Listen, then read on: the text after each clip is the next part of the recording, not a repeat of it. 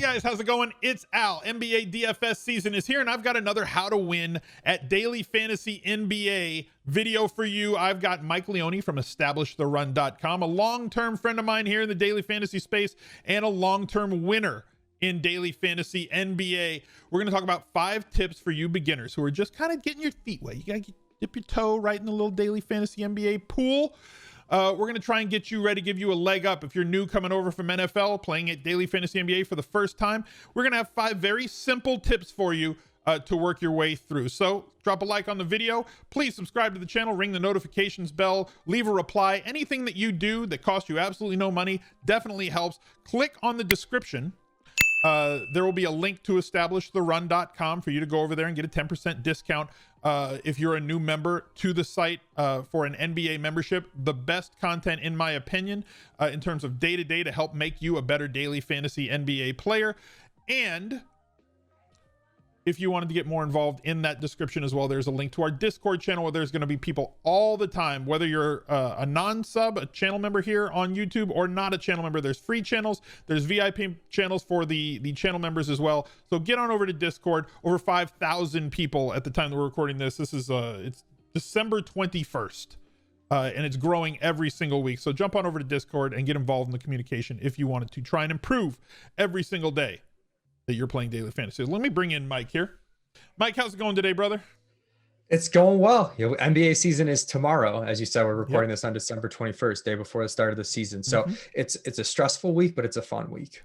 It is. So first of all, why don't you tell everybody where they can find all of your stuff? And if you're watching this video, in the title, right in the title of the video, there's a link to the Establish the Run YouTube page where you can find their podcasts and other content from them. So certainly click on that. And Mike, tell them where they can follow you. Yeah, follow me on Twitter at 2hats1mike. I'm also a part of the NFL weekly content over at Establish the Run, and the man behind how the projections work and operate for Establish the Run NBA. And you can also, if you're a football fan, you can listen to me and Pat Crane on our podcast, Establish the Edge, where we take once in a while we get into specifics, but we really try to take a broad strategic overview to a variety of fantasy football games. Perfect. If our mods can drop a link in the chat to Mike's Twitter account and to the YouTube channel for Establish Run, that would be great. Like I said, 5 things that we got to talk about. Number 1, the number 1 most important thing for success in daily fantasy NBA, it's way different from MLB, way different from NFL. NFL, we get the lineups, we get inactives 90 minutes before lock. There's a lot of set it and forget it when it comes to daily fantasy NFL. Same sort of thing with MLB. You get lineups like 2 hours before lineups lock. So you know who's playing, you know exactly where they're hitting in the batting order. NBA is kind of the wild, wild west. So the first tip for me is be at your workstation, what, Mike, 30, 45 minutes before lock? Just make sure you're there. Yeah, make sure you're there and plan to be there through lock. It's the new, not only is the news coming in much later than it does in the other sports and coming in much more rapidly in terms of the quantity of news that we didn't expect or we're waiting on, but the impact of the news is also really big. MLB, Mike Trout's out, someone else slides in the lineup.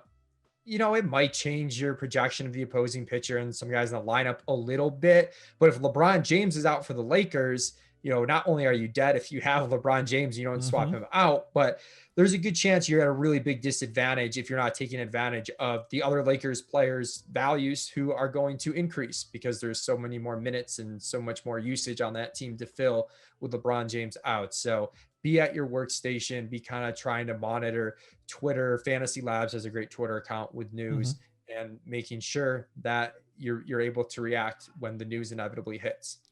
That's key, right? Because again, that's going to lead us into our second question, right? So like when those changes happen, and this year in 2020, I think that they're going to happen way more often than any time in the past, considering the fact, or maybe we'll know earlier. Hopefully we'll know a little bit earlier this year, please, NBA, because they have basically just said that if it's a non-nationally televised game, if it's not an NBA TV game, if it's not, a TNT game or an ESPN game, you can just sit people at will. They're just not going to play for load management reasons. So like, they don't even have to tell you why. They don't have to make up, oh, he's got back spasms. Yeah, that's the ticket. They're just like, nope, not playing today because there's no crowd. So they don't have to worry about, well, you know, people that bought tickets to see this player. I think you're going to see LeBron sit a lot more this year, and a lot of superstars sit a lot more this year, especially those that are 30 plus, because now it's going to create this vacuum of playing time. And that leads to our second tip, and that's minutes equals money. Can't score if you got your butt on the bench holding a towel and drinking a Gatorade. So as these inactives come in, it creates this vacuum of minutes to be played. So Mike, why don't you talk about what minutes equals money means in terms of daily fantasy NBA? Yeah, so the way players are priced in NBA, you know, if a guy generally has a role of 15 minutes or so a game coming off the bench for the Lakers, for example, and all of a sudden LeBron James is out and he's going to start and play 25 minutes, you know, we know this player is going to score, let's say, 1 fantasy point per minute. So his projection by default would go up about 10 points because he's going to play 10 or so more minutes in the starting lineup than he would off the bench and is underpriced. You know, price is really important in NBA. And with price being so important, it follows that the minutes are important because the price is sort of in line with how much they're usually playing. So being able to find guys that are going to play more minutes than usual is really important, especially when you're value hunting. And that leads right to the next point of how to be successful if you're new to daily fantasy NBA. As you've said, or as we've both said here, 1, you got to be at your workstation. 2, minutes equals money. And part of that 1 and 2 is that these changes can come up to like 2 or 3 minutes right before lineups lock. Yeah. So setting up your if-then statements ahead of time for players that we know are somewhat questionable is extremely important. If LeBron James plays, then these other players are going to have this sort of usage tonight. They're going to play this many minutes. But if LeBron James is out, these other things are going to happen. So setting up your if-then statements is key. So Establish the Run NBA YouTube account, Mike Gallagher does a segment called the 3-ball, and it's kind of a look ahead. And I think things like that to just get an idea of what this slate is going to present you, you know, and in terms of the questionable players is really important. You mentioned having your if-then statements out. If we know LeBron James is questionable, you don't want to wait until 10 minutes before lock when LeBron James is ruled out to figure out what that actually means. You don't have enough time to process it. If you're processing stuff under stress, you're going to make mistakes. So the more homework you can do early, the better. You know, kind of chance favors the prepared mind, so to speak. So if you're prepared and you know, okay, if LeBron James is out, I'm going to jam Anthony Davis because his usage rate is going to go up. And I'm also going to play, you know, someone off the bench who I think is going to insert into the starting lineup and see a big uptick in minutes, but they're still priced really cheaply. So having some idea, and there's also always going to be scenarios that you can't prepare for, which makes it that much more important to prepare for the ones that you can and just limit the stressful decision-making that you have to do prior to lock. Not everyone is going to be able to figure out all the scenarios ahead of time, but just taking in, you know, the early day injury report and having some idea of where you need to look is going to make things a lot easier for you throughout the day. And that's key, right? So the information you are going to have to be able to make these decisions. So like this is a video for casual players, beginning players. We've said already, be at your workstation 30 to 45 minutes before lock. So the first thing you're going to do is you're going to sort through all the news that you have. And the news that you're going to have is which players missed shoot around in the morning, right? They may play, they may not play. They're probably going to be questionable if they missed shoot around. So you're going to sort of fill in, okay, this guy might play. What happens if he plays? What happens if he's out? Set all those up. And then when you get the shock play, the surprise play, as Peter Ovazet would say, the injury report that will completely flip the slate on its head. Then you've already done the work on the other 5. You only have to do one thing, and you're not going to be blitzed and feel rushed. The next thing that we have to talk about is game selection. I've touched on this in some other videos. If you're there on my Twitch stream, you guys know what I suggest the smaller bankroll players do. I'm going to let Mike touch on it. One thing that I talked about on another video that we didn't get at, Mike is a small field tournament specialist at this point, right? Like you really go after and tackle these 100, 200 man tournaments. FanDuel's got some great tournaments in that range. You usually have the 100-man tournaments that are, I think they're 3 max. So you can enter one lineup in that and not feel like you're getting blitzed by everybody else. I think they pay out the top 12. These are tournaments, not cash games.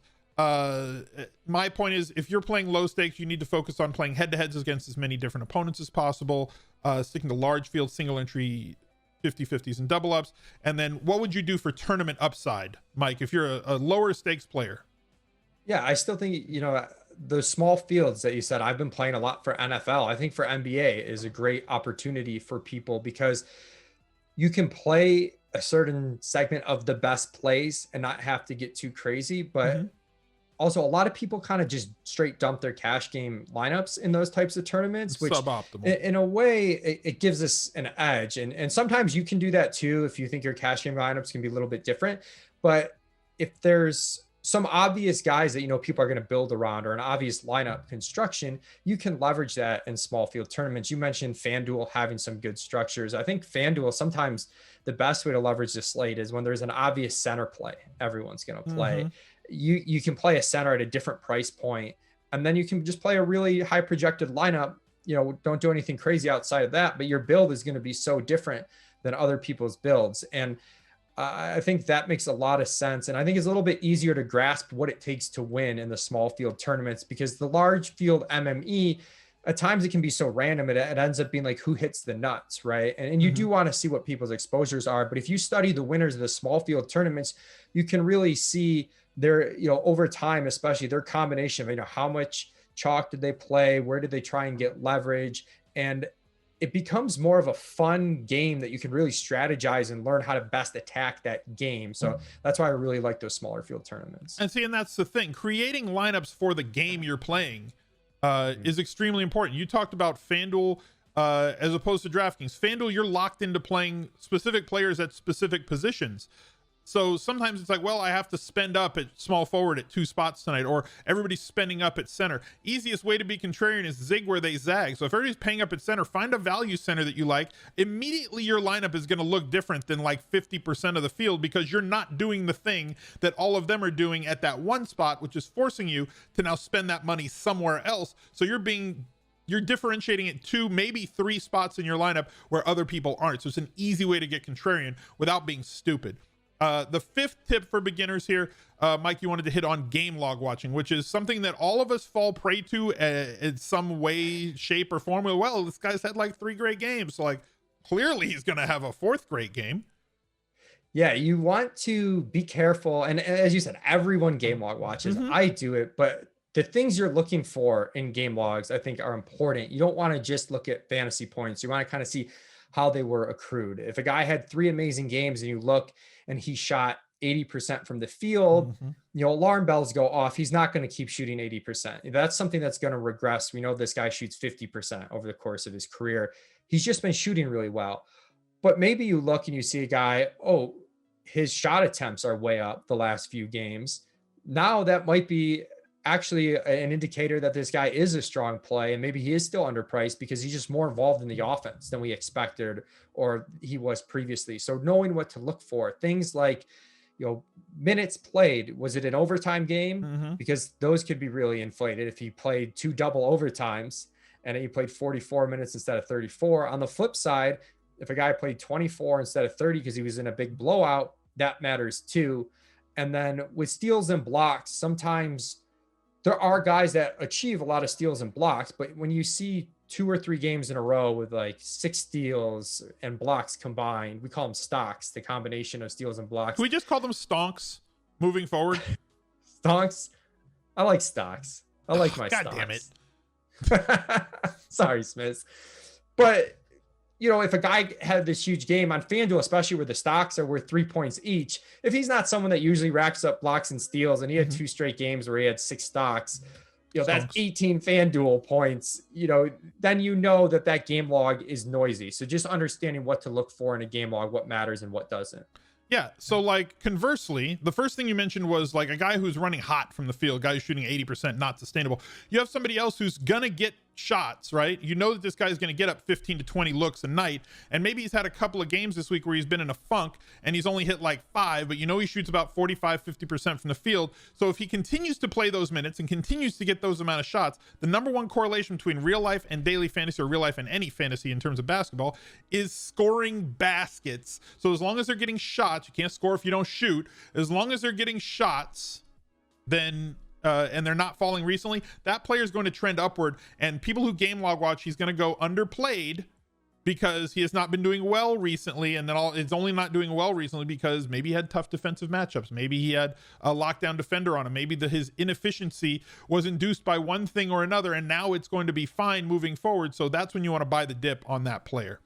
So Mike, thank you for being here, guys. Make sure that you follow Mike on Twitter. Go follow the ETR YouTube page. And go click on the link down below in the pinned comment and go give them a shot over at Establish a Run. In my opinion, the best content on a day in, day out basis to help you become a better daily fantasy player. Look out for another video right here. He's a legend.